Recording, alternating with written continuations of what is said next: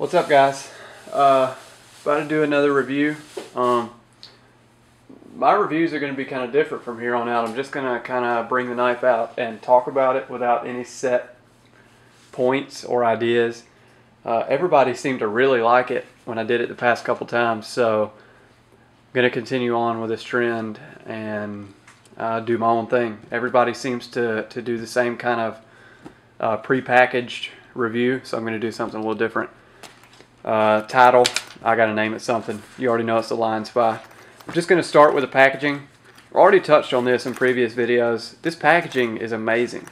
I like it a lot more than the box. Let's say that. These are really nice zippered pouches. Faux leather up here, but it's I forget what this is called. Piping on the outside, something like that. Really nice piping. Very plush interior with probably a full half inch of foam on each side. Really cool.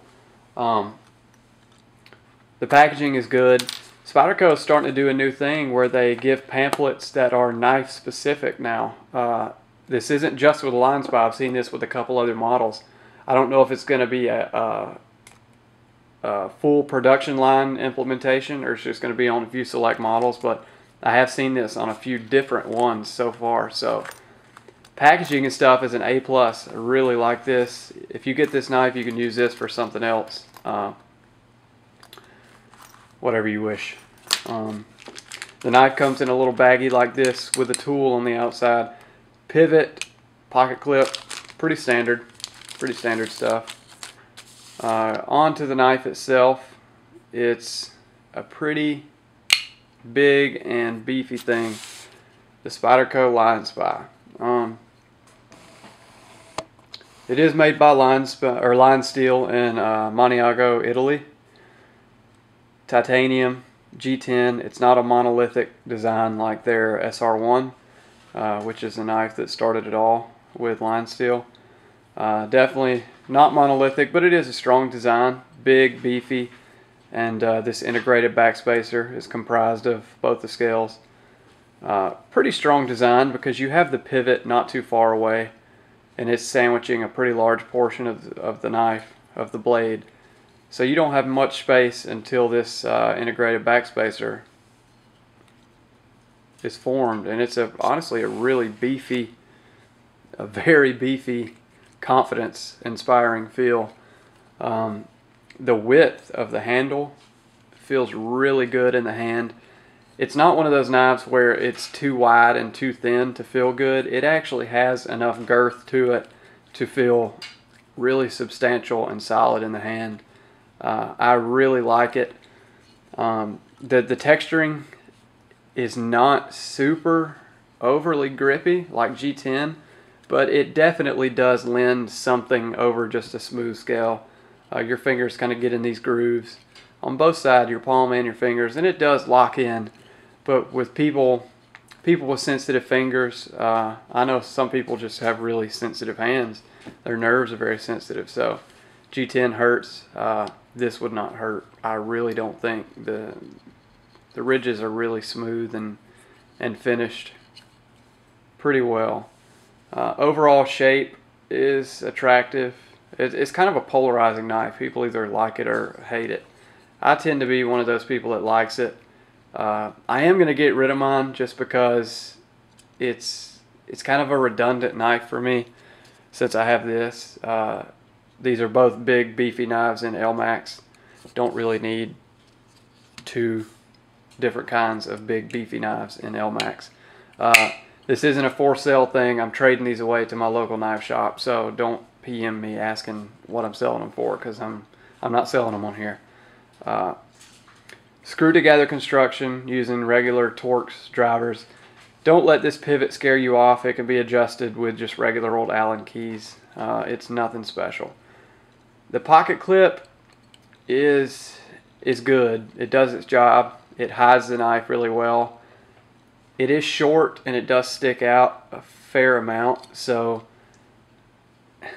I don't want to say it's uncomfortable because it's not really uncomfortable, but during extended cutting I could see that this would kind of dig into your hand right here. It could get annoying, not sure it will. Let's just leave it at that. Retention is really strong with these pocket clips, very strong. The knife is not going to come out of your pocket whatsoever if you clip it in there. You could feel safe about that. It is kind of difficult to get out of your pocket because once it's in there, you have nothing to grab onto. You don't really know what to grab. There's not much meat over here to grab. There's not much over here. You can grab the pocket clip, but as you can see, I've done that a few times and it actually starts to split your finger wide open.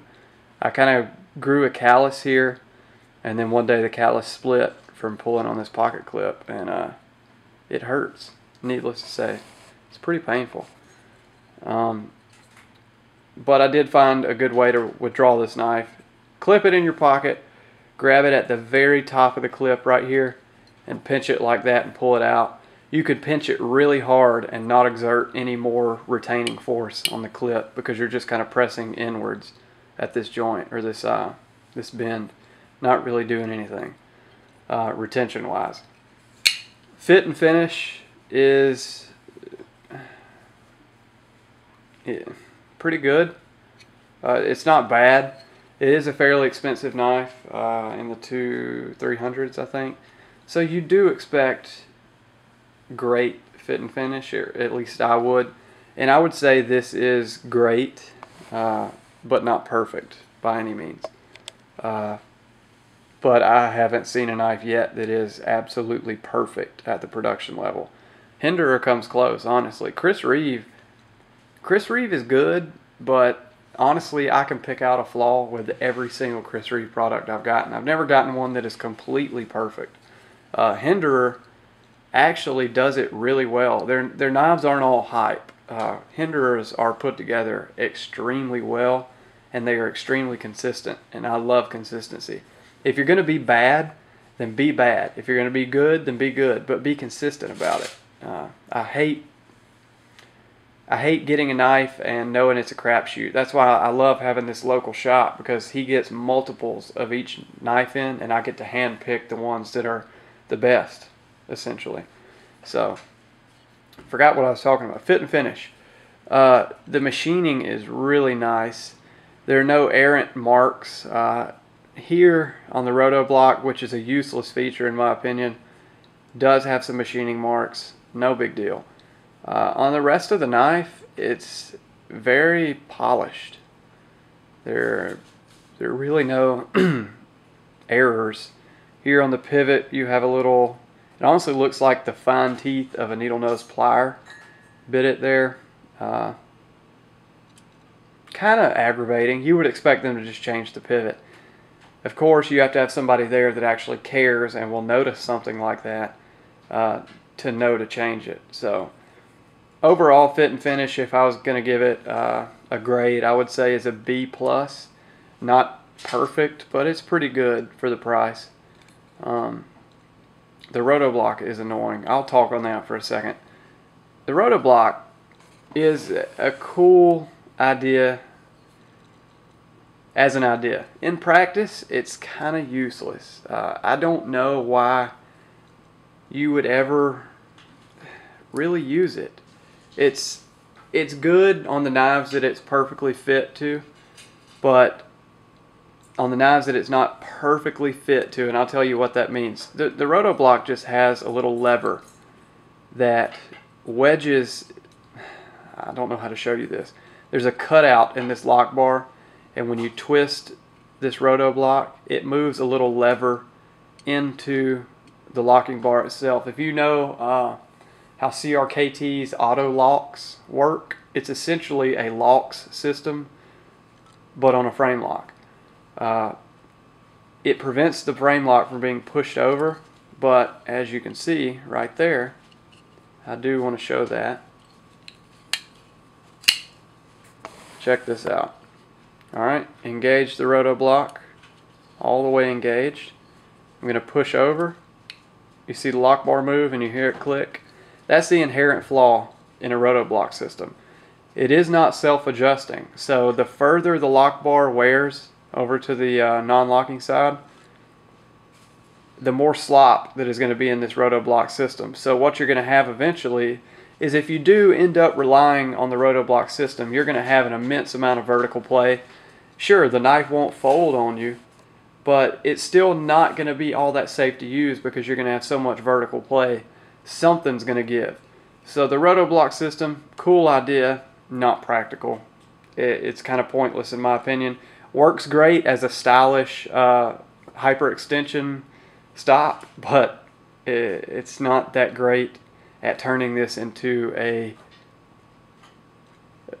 what they call it, essentially a fixed blade knife. No, it's not. It's not even close to it. Stupid. I hate it. The knife would have been so much cleaner without it. Speaking of the lock itself, very stout. Very stout. LionSpy, about to say LionSpy. LionSpy has had a kind of a shoddy record with their lockup, their frame lock interface. So I think to prevent any problems with vertical play, they put a lot of spring tension on this lock bar. It is pretty painful to unlock if you do it multiple times a day. They put a lot of pressure in this lock bar. And that's just to keep that thing as far into the tang as they can to prevent vertical play. And it is working. There is absolutely zero vertical play in this knife. In most knives, I would say 95% of frame locks, I can really muscle some vertical play. I can't with this. So good job, but bad job also, since it's so hard to unlock. But you may not have all that much trouble with wear, because they did offer you a stainless steel locking insert, which if you're not going to carbonize the lock face on a titanium frame lock, then do this. Save us a lot of trouble. Don't give us a lock that sticks and a lock that'll wear out in a year. Carbonize the lock face like Hinderer. Carburize it like CRK, or put in a steel lock face. Not that hard. The blade is big, beefy, L-Max steel, which is good. I mean, it's a good edge holder. It's not a super edge holder. L-Max's claim to fame is toughness. It comes with a convex edge, stock with a convex edge, and I'll try and show that right now. Pretty sharp out of the box. One of them was actually extraordinarily sharp out of the box, but I didn't use that one. But you can clearly see it's convex. The laser etching on this is pretty cool. I wish Spyderco used this kind of etching on every knife. It looks really cool. I like it a lot. Stop pin does stick out of the G10 side pretty far, as you can see. You can clearly see that. It sticks out a pretty large amount. And keep in mind, I handpicked these. These were the best out of the 5 he got. These were the best. Overall, it's a good knife. Not necessarily my cup of tea, I think. I got it with the intention of maybe selling them, but then they kind of grew on me, and then they kind of grew, I don't know, I kind of grew apart from it. I don't really think this offers anything that the ZT doesn't. It's a stylish knife, and it is a Spyderco, and I love Spyderco knives, but it's just it's a cool knife for a collector, and I'm sure if you were to use it, it would be a good knife. But this supremely upsweep tip, I hate that. I don't like the tip at all. There's no pointiness to it. The blade is too broad for me. The hole is massive, and it looks out of place. After looking at it for a while, the hole just looks out of place. It just throws off the balance of the knife. It looks much better when it's like that, just a flat line coming across. But after I get rid of mine, I may still buy one just to keep in the collection. I'm not much of a collector. I like to buy knives with the express intention of using them, but I may buy this just to collect because it is a pretty cool collaboration, and it's pretty well executed, and it has its flaws like most production knives. But would I recommend it? That's a tough one. It depends on what you want. If you're okay with there being a couple flaws for a pretty expensive knife, then sure, go ahead and grab it and use the crap out of it. I'm sure it would be a good knife. But if you're looking to buy something that's going to be a perfect showpiece, then you may want to pass. Just my opinion, though. Everything in here is just my opinion. So, anyway, that's the Lion Steel and Spyderco LionSpy. Pretty cool knife, but I don't think it'll be at the Davis home for too much longer. So thanks for watching, guys. If I left something out, let me know and I'll try and make an addendum to this video. But thanks for watching, and I'll see you next time.